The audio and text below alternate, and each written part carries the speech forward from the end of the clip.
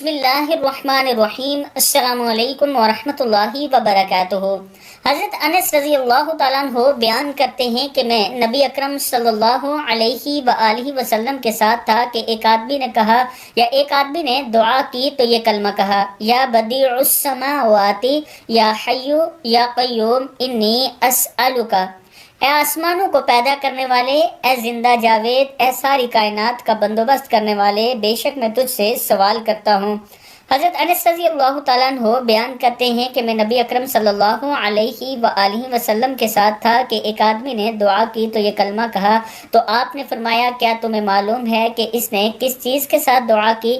اس ذات کی قسم جس کے ہاتھ میں میری جان ہے، اس نے اللہ کو اس نام سے پکارا کہ جب اس نام سے پکارا جاتا ہے تو وہ قبول فرماتا ہے۔